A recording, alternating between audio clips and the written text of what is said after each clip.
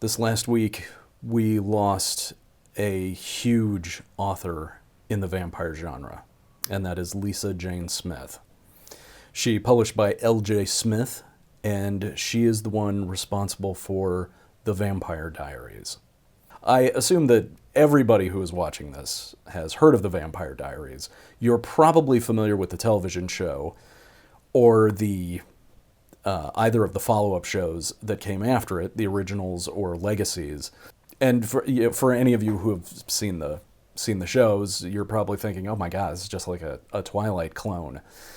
But in actuality, these books were published before Twilight ever came out. So the first Vampire Diaries book came out in 1991.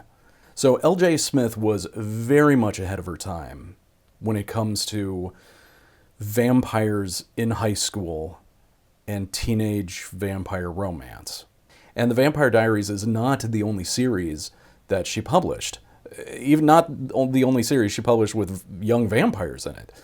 She followed that up with a series called Night World that deals with a secret society of vampires and werewolves and witches and other shapeshifters who are all interacting with one another in their teens and falling in love with one another. And this all predates Buffy the Vampire Slayer. So we are talking very early inspirational work in this subgenre. Interestingly enough, from what I gather, the publishing company came to L.J. Smith and was like, we want to make this teenage romance vampire book series called The Vampire Diaries. What would you do with it?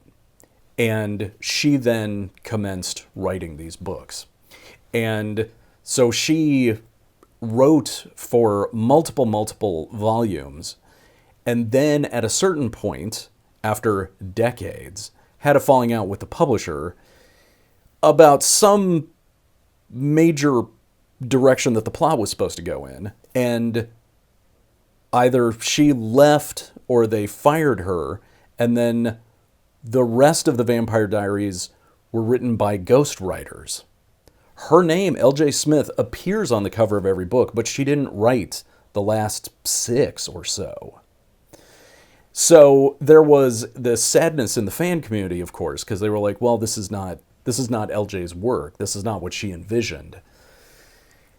But in a strange twist, about 10 years ago, Amazon decided to do this thing called Kindle Worlds, where publishers and authors would allow for their intellectual property to be used by other writers, by anyone who wanted to write a book in their world. And so the Vampire Diaries publisher made the Vampire Diaries available for any fan to write a book in, sell it on Kindle.